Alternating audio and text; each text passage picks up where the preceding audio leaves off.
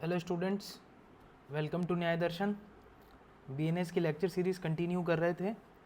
तो पिछले सेक्शन में पिछले वीडियो में अपन ने सेक्शन 73 तक रेप वाला पार्ट कंप्लीट कर लिया था, रेप वाला चैप्टर। आज हम कंटिन्यू करेंगे सेक्शन 74 से लेकर के 79 तक, है ना, जो कि होने वाला है criminal force and assault against a women. ठीक है, तो चलो शुरू करते हैं और देखते हैं इस चैप्टर में क्या है। तो देखो, बेयर एक्ट में आपको कुछ ऐसी डेफिनेशन मिलेगी, ये क्रिमिनल असॉल्ट और criminal force with intent to outrage modesty, sexual harassment, voyeurism, ऐसे बहुत सारी चीज़ें मिलेगी। ठीक है, इनसे कंफ्यूज नहीं होना है। मैं आपको एक स्टैंडर्ड मतलब एक तरीका, नोट्स बनाने का तरीका बताऊंगा, उस हिसाब से आपको भी यहाँ से देखकर नोट्स बनाना है और वैसे ही पढ़ना है, तो आपके लिए काम बहुत ज़्यादा आसान हो जाएगा। तो देखो, ये तो यार बड़ी बड़ी बातें लिखते हैं बेयर एक्ट में, इनको याद करना नेक्स्ट टू इम्पॉसिबल है। पॉसिबल तो है ही, पर बहुत ज़्यादा मेहनत लगती है। तो देखो, मैं आपके लिए एक चीज़ लाया हूँ, इसको थोड़ा सा सिंप्लीफाई कर देता हूँ मैं, ताकि इससे रिलेटेड है ना आप भी अपने नोट्स बना लो और आपका काम भी आसान हो जाए। तो देखो, सबसे पहले सेक्शन 74 से शुरू करते हैं। ये कहता है असॉल्ट और criminal force to women with the intent to outrage her modesty. साथ में बेयर एक्ट खोल के रखना आप, है ना। पहले बेयर एक्ट से एक बार डेफिनेशन देख लेना, फिर यहाँ पे आना। ओके, तो देखो, सबसे पहले इसके एसेंशियल इंग्रेडिएंट्स क्या है वो देख लेते हैं, क्या क्या इंग्रेडिएंट्स है इसके। तो ये कह रहा है असॉल्ट, जो कि सेक्शन कहाँ है 130 में, क्रिमिनल फोर्स जो कि कहाँ है सेक्शन 129 में है। ओके, तो उसके साथ होना चाहिए आपका इंटेंशन और नॉलेज।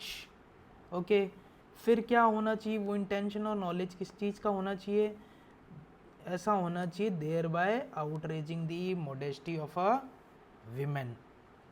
ओके, अब देखो प्रॉब्लम क्या है ना, पिछली आईपीसी में भी प्रॉब्लम थी और बीएनएस में भी इस प्रॉब्लम को सॉल्व नहीं किया है।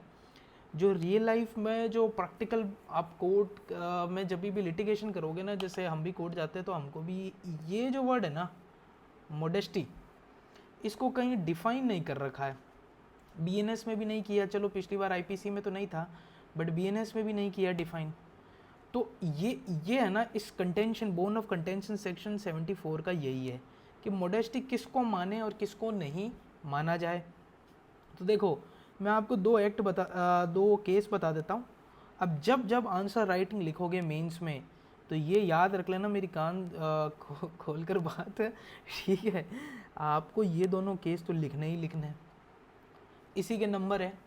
ये मेंस में पूछेंगे भी, कई बार पूछ चुके हैं, और यही आपको केस लॉज भी लिखने हैं। अब देखो, एक केस है स्टेट वर्सेस मेजर सिंह 1967 का। अब इसमें है कि भाई मोडेस्टी का मतलब क्या होगा, तो इसमें समझाने की कोशिश की गई है कि मोडेस्टी का मतलब क्या होगा। तो चलो समझते हैं मोडेस्टी का मतलब क्या होगा। तो ये कहता है any act done in the presence of a women which is clearly suggestive of a sex according to the common notions of the mankind. ऐसा एक्ट जहाँ वुमेन भी प्रेजेंट है, ओके, जो क्लियरली सजेस्ट कर रहा है सेक्स के regarding, according to, और वो सेक्स जो होगा ना, उसका क्राइटेरिया क्या होगा उस एक्ट का, according to the common notions of mankind. तो ये इसको है ना फर्स्ट टाइम एक मतलब डेफिनेशन के रूप में इस केस में समझाने की कोशिश की गई थी। तो आपको ये केस याद रखना है। और ये देखो, केपीएस गिल का केस है, कंवरपाल सिंह गिल, ये काफ़ी फेमस केस है। ये मेरे ख्याल से एक आईपीएस ऑफिसर थे, तो बहुत पुराना केस है, आई गेस 1988 का था, 2005 में जाकर के इसका फैसला हुआ। तो इसमें क्या हुआ था ना, KPS Gill gently slapped on the posterior of a prosecutrix in the presence of some guest. I guess ये आईपीएस वाला केस है, ठीक है। अगर मैं गलत हूँ तो नीचे कमेंट कर देना। तो इसमें क्या था, शायद एक आईपीएस की पार्टी चल रही थी, तो उसमें ये जो थे, इन्होंने क्या किया, slapped on the posterior of a women prosecutrix के। ओके, अब हुआ क्या, अब देखो ये गया कोर्ट में, इसमें सुप्रीम कोर्ट ने ऑब्जर्व किया that it can be inferred that he was fully aware that the touching body at that time would amount to outraging her modesty। यहाँ से इंटेंशन इन्फर करने की गई कि वो समय ऐसा था जहाँ वो हरकत जो की गई वो आउटरेज मोडेस्टी ही उसका निष्कर्ष निकलता है। ओके, तो ये दो आपको केस लॉज याद रखना है, ये लिखोगे आपको बहुत अच्छे नंबर मिलेंगे। अब देखो एक क्वेश्चन आता है, can a women outrage the modesty of another women? तो इसका आंसर है यस, बिल्कुल ऐसा हो सकता है, because the word use is, क्या वर्ड यूज किया गया है? हूएवर।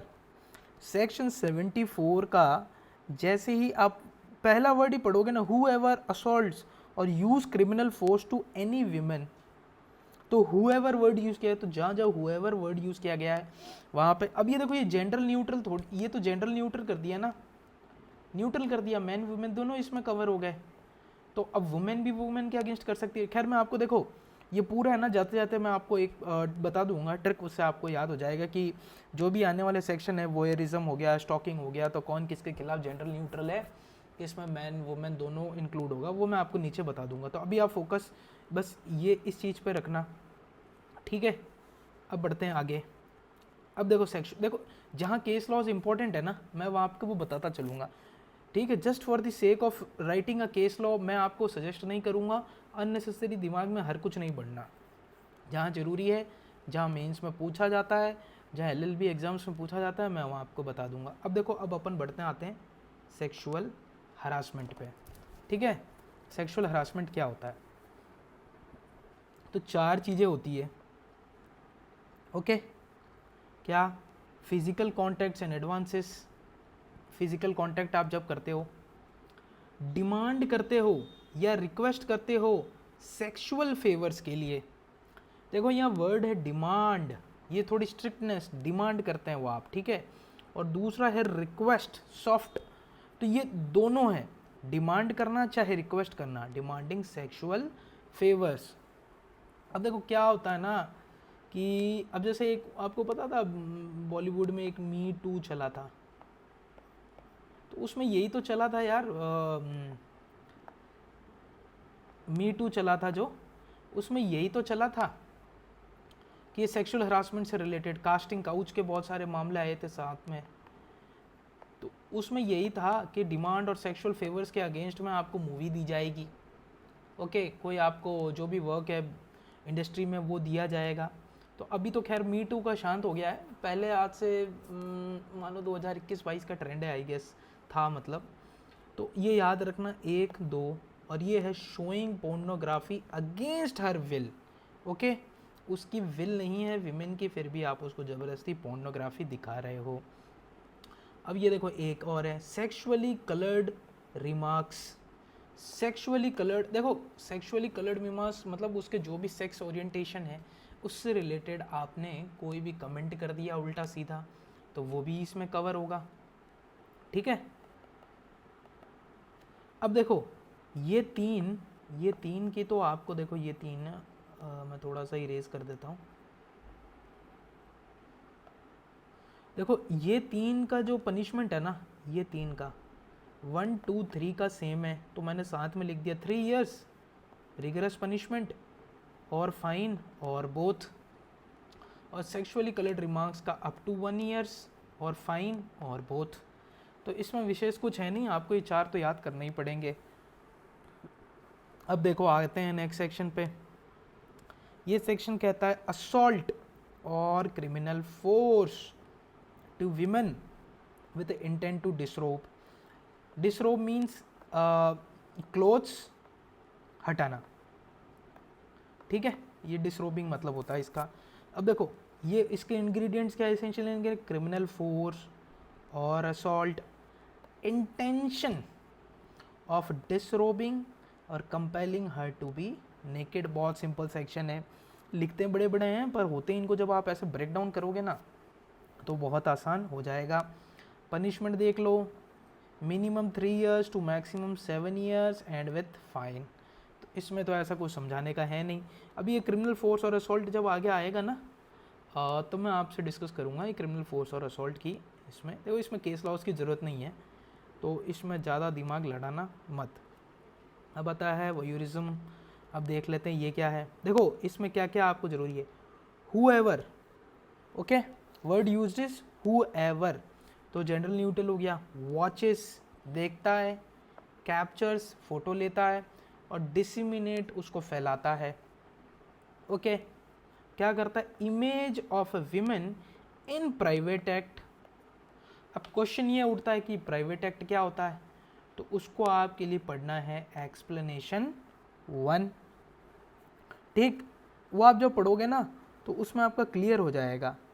ठीक है, मतलब reasonably expected to provide privacy and where the victim genital posterior breast are exposed or covered only in underwear or with the victim is using a laboratory or victim is doing sexual act that is not of a kind ordinarily done in public. ये मैंने buyer act से पढ़ा है।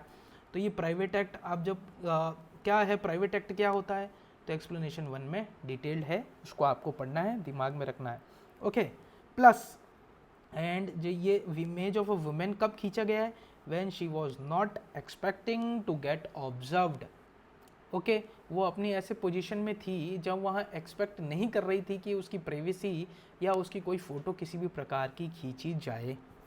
ठीक है, अब देखो एक क्वेश्चन उठता है, ये एक्चुअल है ना, ये क्वेश्चन मैंने देखा है मेंस में, जुडिशियल सर्विसेज के मेंस में एक जगह, तो मैंने भी इसको ऐसे क्वेश्चन आंसर के फॉर्म में लिख रखा है। What if women consents to capture, women ये कह देती है ठीक है फोटो तो खींच सकते हो आप, बट आप उसको फॉरवर्ड नहीं करोगे या डिसिमिनेट नहीं करोगे। ओके, तो अब क्या लाइबिलिटी बनती है, yes it will be an offence. ये है अपना एक्सप्लेनेशन 2। तो ध्यान रखना, एक्सप्लेनेशन 1 और 2 अब दोनों पढ़ने हैं। अब देखो पनिशमेंट कुछ कुछ ऐसे दे रखी है कि फर्स्ट टाइम करोगे तो फर्स्ट ये 1 साल से लेकर के 3 साल के बीच में punishment plus fine. Second time या सब्सिक्वेंटली आप कितनी अगली बार करो तो 3 years to 7 years plus fine. तो छोटे छोटे सेक्शन हैं, ये आप नोट्स बनाते जाना और करते जाना। ठीक है, ऐसा कुछ समझाने लायक है नहीं, इसमें कुछ डिटेल होता तो मैं आपको बताता भी, बस ऐसे इस हिसाब से बाइफरकेट करके नोट्स बनाते चलो, काम होता जाएगा। अब आते हैं स्टॉकिंग। ओके, वर्ड यूज्ड किया गया है एनी मैन, मतलब स्टॉकिंग का ऑफेंस सिर्फ, स्टॉकिंग के ऑफेंस में अक्यूज्ड कौन हो सकता है, सिर्फ आदमी ही हो सकता है, विमेन नहीं हो सकती। देखो हु क्या करता है, follows a women and contacts, okay, उसका पीछा करता है, उसे संपर्क करने की कोशिश करता है महिलाओं से, और अटेम्प्ट्स टू कॉन्टैक्ट, प्रयास करता है कांटेक्ट करने का, टू फॉस्टर पर्सनल इंटरेक्शन, मतलब उससे ताकि वो फ्रेंडशिप डेवलप हो सके, फॉस्टर पर्सनल इंटरेक्शन कर सके। रिपीटेडली, रिपीटेडली का मतलब है बार बार होना जरूरी है। Despite a clear indication of disinterest bye such women. अब देखो यार, एक केस था मेरा,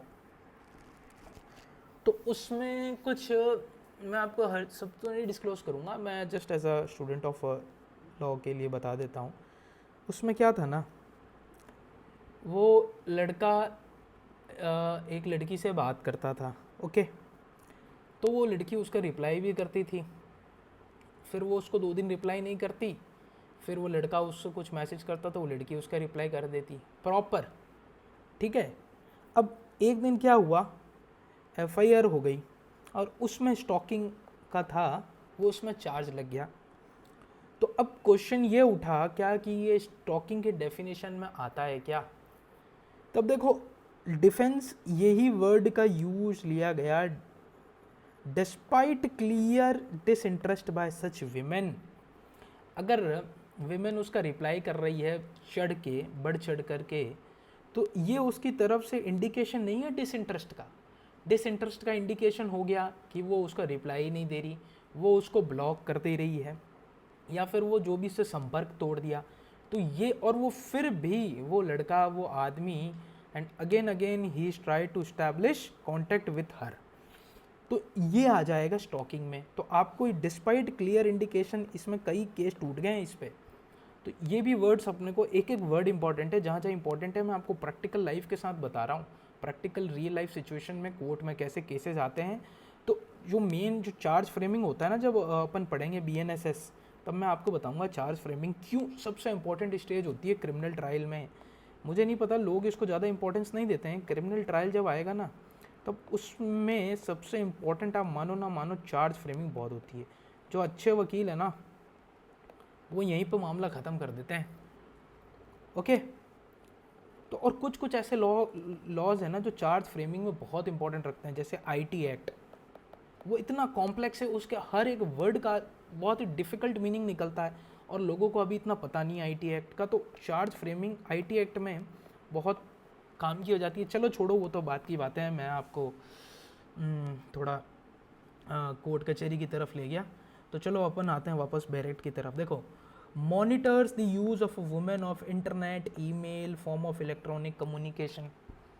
अब वो उसका दिन भर लगा पड़ा है कि कोई भी आदमी या कोई भी लड़का, कि वो भी जो भी लड़की है वो कितना इंटरनेट यूज़ करती है, इंस्टाग्राम कितना चलाती है, आप लोग जेंजी की लैंग्वेज में बोलूँ तो मैं, फेसबुक स्नैपचैट कितना चल रहा है, कहाँ कमेंट किया, कहाँ पोस्ट किया, क्या एक्टिविटी है, कहाँ गई, क्या ये सब जो भी चलता है ना, तो ये भी स्टॉकिंग की डेफिनेशन में आता है। याद रखना, जो भी अगर ये कर रहे हो तो ठीक है, समझ गए ना आप मेरे कहने का मतलब। ओके, अरे सब आप लोग इंटेलिजेंट हो यार, LLB वाले स्टूडेंट कभी कोई बिना कहे समझ जाते हैं, सब होशियार होते हैं। तो चलो आगे बढ़ते हैं। अब देखो इसके एक्सेप्शंस क्या है। इसके एक्सेप्शंस है 3, बहुत सिंपल एक्सेप्शंस है। ओके, कोई ज़्यादा दिमाग लगाने की ज़रूरत है ही नहीं। ये कह रहा है कि आपने स्टॉकिंग तो की, ओके हम मानते हैं, लेकिन वो ऐसा था कि प्रिवेंट या डिटेक्ट करने के लिए क्राइम, और जो एक्यूज्ड था वो स्टेट की तरफ से काम कर रहा था, उसकी जिम्मेदारी थी क्राइम को मिटिगेट, प्रिवेंट करने की। जनरली जो स्टेट जो भी करवाते हैं पुलिस वगैरह में, ये जो भी स्टेट के बिहाफ पे जो भी एजेंसीज होती है, तो वो जनरली फर्स्ट और सेकंड में कवर होता है। परस्यूड अंडर एनी लॉ और रिक्वायर्ड अंडर एनी लॉ, कोई लॉ इजाज़त देता है करने के लिए, और स्टॉकिंग की तो वो भी इसके डेफिनेशन में नहीं आएगा। और कोई भी ऐसा कंडक्ट जो रीज़नेबल है और जस्टिफाइड है। ओके, तो इसकी अब डेफिनेशन पनिशमेंट भी देख लेते हैं। फर्स्ट टाइम वही up to 3 years plus fine, second और subsequent up to 5 years and fine. Okay, अब लास्ट सेक्शन आज के लिए डिस्कस करेंगे, फिर अपन मिलेंगे नेक्स्ट वीडियो में। तो देखो, ये पहले है ना, ये इस बार BNS की सबसे अच्छी बात इन्होंने यही की कि जितने भी प्रोविजंस थे ना, अलग अलग IPC में क्या थे ना, ऐसे विमेन से रिलेटेड प्रोविज़न बहुत, कहीं पे 354 में, 509 में, कहीं और बिखरे पड़े थे। तो BNS से कुछ अच्छा काम किया नहीं किया, ये अच्छा काम कर दिया कि सबको एक जगह रख दिया। उसका एग्जांपल है सेक्शन 79। ये जो मैंने आपको प्रोविजंस ऊपर पढ़ाए, वो सेक्शन 354, 355, 356 ऐसे हुआ करते थे। ओके, और ये जो सेक्शन था वो IPC में 509 था। अब इन्होंने क्या कर दिया, क्रोनोलॉजिकली सेट कर दिया, 78, 74, 75, 76, 78। तो उसी का एग्जांपल है ये 79। तो देखो ये क्या कहते हैं, देख लेते हैं इसके बारे में भी थोड़ा। ये कह रहा है words, gesture, act to intend to insult the modesty of a women. अब देखो, वहाँ वर्ड यूज़ किया गया था आउटरेज ऑफ मॉडेस्टी, यहाँ वर्ड यूज़ किया गया है इंसल्ट ऑफ मॉडेस्टी। ना आउटरेज डिफाइंड है, ना इंसल्ट डिफाइंड है, ना मॉडेस्टी डिफाइंड है। तो मॉडेस्टी को तो काफ़ी हद तक कर दिया। तो याद रखना उस सेक्शन में, और सेक्शन 74 और 79 में वहाँ वर्ड यूज़ किया गया था आउटरेज, यहाँ वर्ड किया गया है इंसल्ट। और मॉडेस्टी मैंने आपको बता दिया कैसे आपको 2 केस लॉ से याद करना है। देखो, अब इसमें मॉडेस्टी ऑफ अ विमेन, और इसमें साथ में ये भी इंक्लूडेड है इसी में, intrudes upon the privacy of a women. ये आपको एक लाइन मिलेगी जब आप पढ़ोगे ना, तब आपको ये एक लाइन मिलेगी। तो इसमें intruding the privacy of a women भी इसमें कवर्ड है। ओके, हालांकि इसको ज़्यादा डिटेल में डिस्कस नहीं किया गया इस सेक्शन में। और आप कोई भी जैसे कोई भी बुक भी उठाओगे ना अलग अलग ऑथर्स की, तो वो भी इसको ज़्यादा नहीं करता, नहीं, बहुत कम छेड़ा गया है। मैंने जितनी भी ऑथर्स की बुक पढ़ी है उसमें बहुत कम इस पार्ट को छेड़ा गया है। मोटा मोटी यही हर जगह डिस्कशन हुआ है। तो देखो मॉडेस्टी ऑफ अ वुमेन कैसे, वर्ड्स कोई ऐसा वर्ड यूज़ किया गया, कोई ऐसा साउंड यूज़ किया गया, ओके, कोई ऐसा जेस्चर यूज़ किया गया, कोई ऐसा ऑब्जेक्ट यूज़ किया गया, और जो insult those who wants to insult the modesty of a women, ठीक है, उसका इंटेंशन ये था कि जो वर्ड और साउंड है वो वुमेन के द्वारा सुना जाए, या फिर जो जेस्चर और ऑब्जेक्ट है वो उस वुमेन के द्वारा देखा जाए। तब जा कर के ये लिखना ज़रूरी है। इंटेंशन था उसका कि वर्ड और जेस्चर हर्ड, वर्ड और sound to be heard and gesture and sound to be seen by her. अब इसमें बहुत सारी चीज़ें आती है यार, ये इंसल्ट्स थी, कुछ भी आप कोई भी किसी जैसे एक एग्जांपल दूँ, आपने देखा होगा मूवीज़ में या कुछ भी, कोई लड़की निकल रही है, किसी ने कुछ इशारे कर दिए, किसी ने सीटी मार दी, ठीक है, तो ये सब इसमें कवर होता है सेक्शन 79 में। Punishment up to 3 years and with fine. समझ गए? अब देखो मैंने आपको बताया था कि कहीं पर ये पूरा आप देखोगे ना 79 तक, 74 से 79 तक, इसमें कहीं आपको फर्स्ट वर्ड मिलेगा हुएवर, कहीं मिलेगा मैन, कोई जेंडर न्यूट्रल है, और कहीं पे मैन वर्ड यूज़ किया गया है, कहीं पर सिर्फ एक्यूज्ड कहीं पर एक्यूज सिर्फ मैन ही होंगे, और कहीं पर एक्यूज्ड दोनों हो सकते हैं, मैन और वीमेन दोनों। तो देखो except section 75 and 78 all offences are gender neutral. मतलब 75 और 79 के ऑफेंस में सिर्फ मैन ही अक्यूज्ड हो सकते हैं, बाकी सब ऑफेंस में मैन और वुमेन दोनों अक्यूज्ड हो सकते हैं। ये देखो ये चेंज किया गया है बीएनएस से। पुरानी आईपीसी में 76 और 77 में वॉज नॉट जेंडर न्यूट्रल, उसमें भी सिर्फ मैन ही दोषी पाए जाते थे। तो बीएनएस ने एक ये चेंज किया है। तो आई होप ये लेक्चर आपके लिए यूज़फुल रहा होगा। अगर अच्छा लगे तो कभी कमेंट मार दिया करो यार, है ना, मुझे समय मिलता है तब मैं देख लेता हूँ। चलो टिल देन मिलते हैं नेक्स्ट वीडियो में। Take care.